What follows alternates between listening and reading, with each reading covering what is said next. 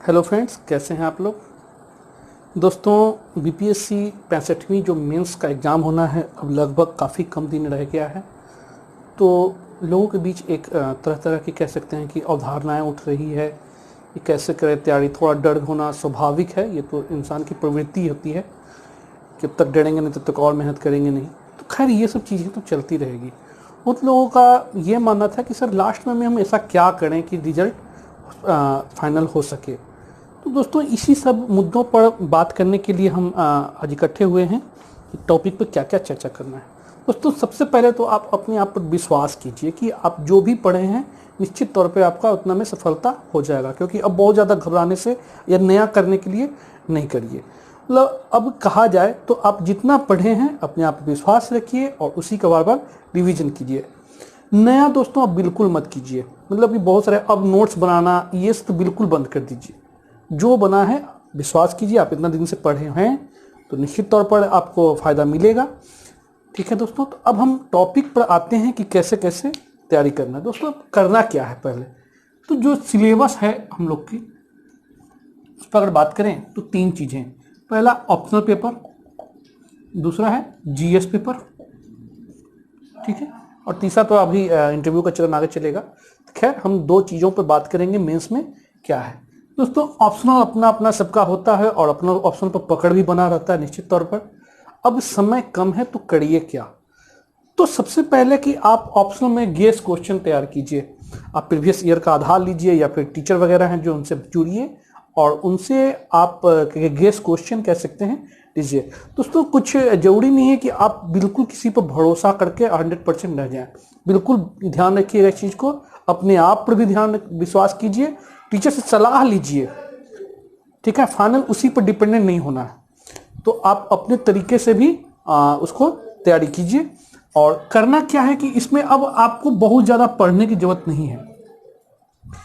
एक guess question 10, 20, 30 आप कर सकते हैं खंड wise, section A, section B. Paper 1 में, अब पेपर 2 में भी इसी प्रकार आता है, सेक्शन ए, सेक्शन बी। तो आप अगर देखते हैं तो 10-10 क्वेश्चन, मतलब 40 से 50 क्वेश्चन का एक आधार बना लीजिए और उन क्वेश्चन का सिनॉप्सिस तैयार कर लीजिए। दोस्तों, सिनॉप्सिस बहुत जरूरी है क्योंकि लास्ट समय में आप पूरे टॉपिक को कवर नहीं कर सकते हैं। तो अभी जब आप पढ़ रहे होते हैं तो आप पढ़ने के दौरान आप उसको पॉइंट आउट कर लीजिए, सिनॉप्सिस तैयार कर लीजिए कि हमें कौन कौन सा पॉइंट देखना है। उससे क्या होगा कि आप एग्जाम के समय बिल्कुल कूल रहिएगा। पॉइंट आपके पास है तो आप डील कर ही दीजिएगा, क्योंकि ऑप्शनल है तो इतना तो पकड़ जरूर होगा कि आपने उसे कम से कम 1, 2 बार, 3 बार, 4 बार आप उसको देखे होंगे। तो सिनॉप्सिस तैयार करके आप 50 क्वेश्चन का एक बना के रख लीजिए और बस केवल उस पर फोकस करते रहना है। और बीच बीच में ऐसा नहीं जिस टॉपिक पे लगे कि नहीं यार मैं इस पर नहीं लिख सकता या नहीं कर सकता, तो आप उसको कीजिए। दूसरा, आप आइए, ऑप्शनल सब्जेक्ट ये हो गया, तैयार करके रखें। अब आते हैं जीएस पेपर पर बात करते हैं कि जीएस पेपर का करना क्या है। तो दोस्तों, इसमें 2 पेपर है। इस बार थोड़ा सा अजीब सा कह सकते हैं कि बीपीएससी ने किया है कि दोनों पेपर एक ही दिन लिया। तो आपके साथ एक हार्ड टास्क हो जाएगा कि अब पूरे रिकॉल करना या फिर एक माइंड मेकअप करके चलना कि दोनों पाली में जीएस को देना है। तो थोड़ा सा चुनौतीपूर्ण हो सकता है दोस्तों, क्योंकि इस समय बिल्कुल नहीं होता नहीं तो कम से कम होता क्या था कि पेपर 1 और पेपर 2 अलग अलग होने के कारण फायदा ये होता था कि सेकेंड पेपर को देखने के लिए रात भर का मौका मिल जाता था। तो इस बार वैसा है भी नहीं। तो अब पेपर 1 और 2 में करना क्या है दोस्तों। तो पेपर 1 में और पेपर 2 में 3-3 सब्जेक्ट है, खंड, ठीक है। ए हिस्ट्री, करेंट और तीसरा है डीआई, डाटा इंटरप्रिटेशन।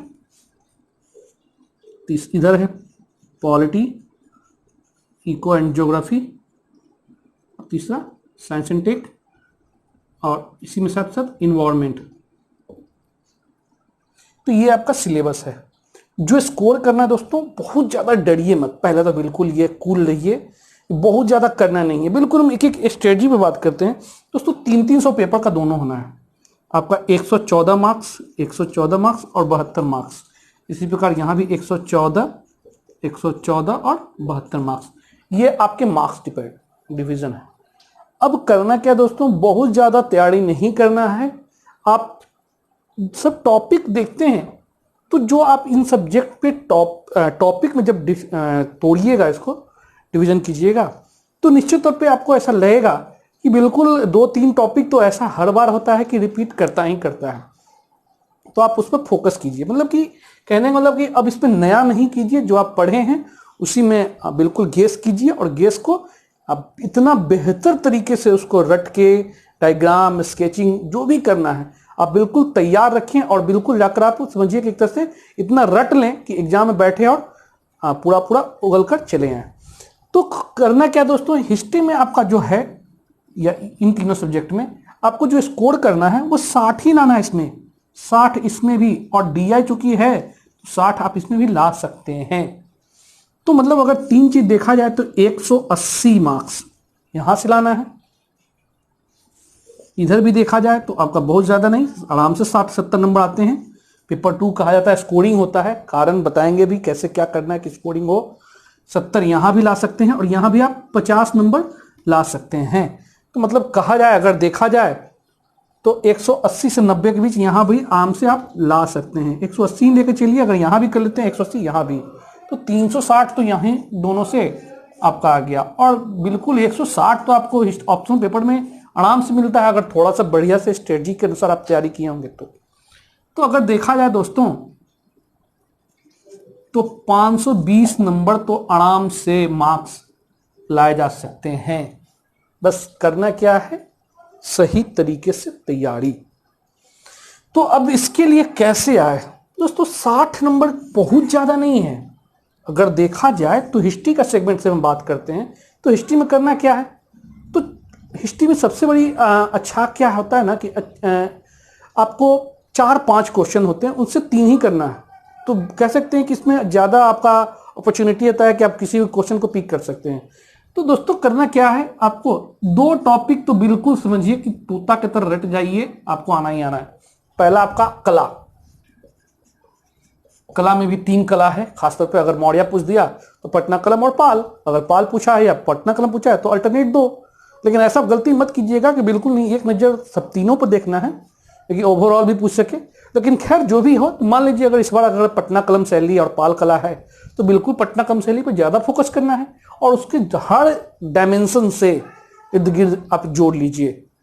ठीक है, प्रभाव भी देखिए, इस पर क्या प्रभाव पड़ा। पटना कलम का आजकल प्रभाव बहुत ज्यादा पूछ रहा है हर क्वेश्चन में। जैसे मौर्य कला का प्रभाव कह सकते हैं कि पूछा था आपका बौद्ध धर्म पर, बौद्ध धर्म से क्या प्रभाव पड़ा उस पर, या फिर मौर्य कला का बिहार पर क्या प्रभाव पड़ा।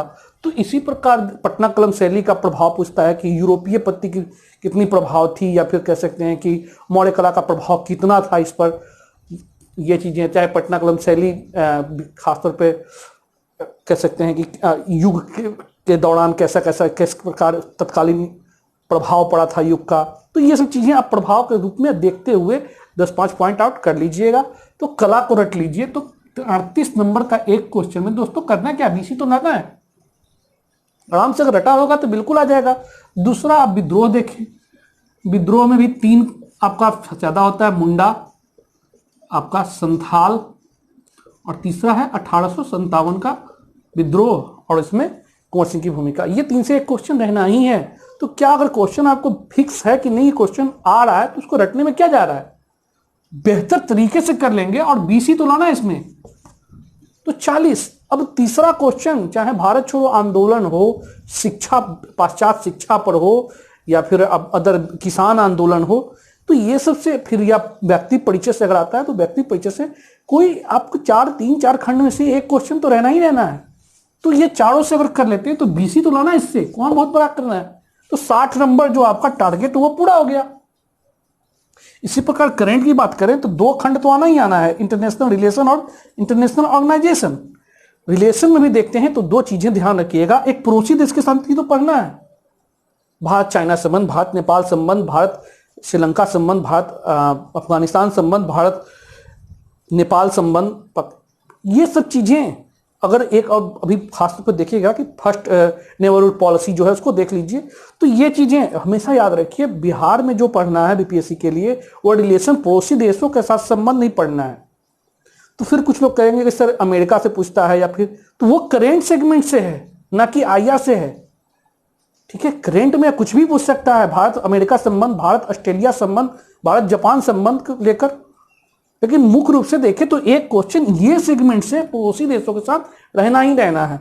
दूसरा ऑर्गेनाइजेशन, तो इस बार कई सारे ऑर्गेनाइजेशन है, WTO चर्चा में है, UNO खुद एक चर्चा में रह रहा है इस बार, बिम्स्टेक चर्चा में है, आसियान चर्चा में है। तो 4-5 यार इंटरनेशनल ऑर्गेनाइजेशन पर फोकस कर दिया जाए तो एक क्वेश्चन यहाँ से, तो मतलब 20-40 स्कोर तो आपको आराम से आना ही आना है। बचा क्या फिर सारा सेगमेंट जो हम आगे चर्चा करेंगे, कौन कौन टॉपिक है पढ़ना, वहां से भी आप चाहें तो कर सकते हैं। 60 स्कोर कौन सा बहुत बड़ा है।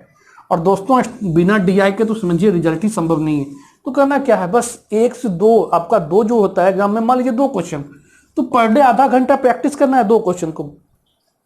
अगर इसमें भी बहुत सारे चीजें हैं क्या कि बहुत सारे, एक तो प्रीवियस ईयर के हैं, बहुत सारे सेट वगैरह भी मार्केट में दिया जा रहा है, कई टीचर भी दे रहे हैं। तो खैर ये नहीं, कहीं से भी आप पर डे 2 सेट लगाइए जो एग्जाम में देना। वो भी आप सोचिए कि 40-45 मिनट के अंदर जो आपका टाइम एग्जाम में होगा, तो आप इतना अगर करते हैं तो निश्चित तौर पे 40-45 मिनट में तो आपका 60 नंबर स्कोर तो आराम से आएगा, 70 भी जा सकता है, 65-70 इस तरह से। तो 60 ही तो करना है, 180 जो आपका टारगेट था वो आ गया।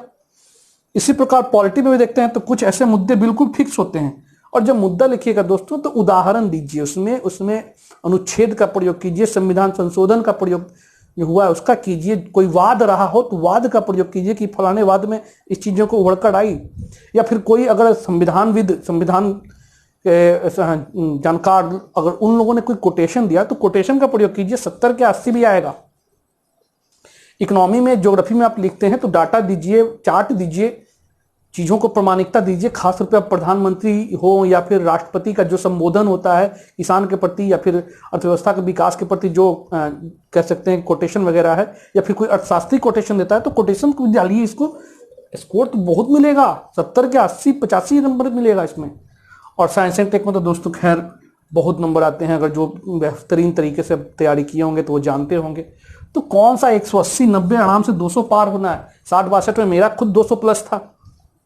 तो ये चीजें आपको अगर करते हैं तो निश्चित में बहुत ज्यादा टेंशन और डर लेने की जरूरत ही नहीं है। ठीक है दोस्तों, तो बिल्कुल इस चीजों पर आप तैयारी कीजिए और बिल्कुल टेंशन फ्री रहिए। ठीक है, अब थोड़ी सी हम चर्चा भी करेंगे इस पर कि कौन कौन सा टॉपिक आपको पढ़ना है, कैसे क्या करना है। नेक्स्ट वीडियो में हम दोस्तों इस पर आएंगे, इस मुद्दा पर।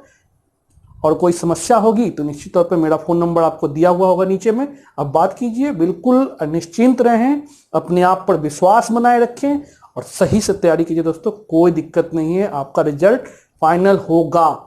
ठीक है, ये मेरा वादा है, मेरा दावा है कि अगर आप बेहतर तरीके से तैयारी किए होंगे तो रिजल्ट इस बार होना ही होना है। और खासतौर पर मेरे कह सकते हैं कि साथ जो तैयारी किए हैं टॉपिक वाइज, हमने जो पूरा सिलेबस कंप्लीट करवाया है, अगर उसको आप किए होंगे प्रत्येक प्रश्न को, तो गारंटी है दोस्तों 200 प्लस तो आपको हर पेपर में आना है, क्योंकि आप लोगों ने बहुत अच्छा लिखा था।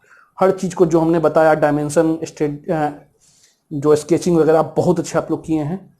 ठीक है, चलिए इन्हीं शुभकामनाओं के साथ आप पैसे अपनी दीजिए। ठीक है दोस्तों।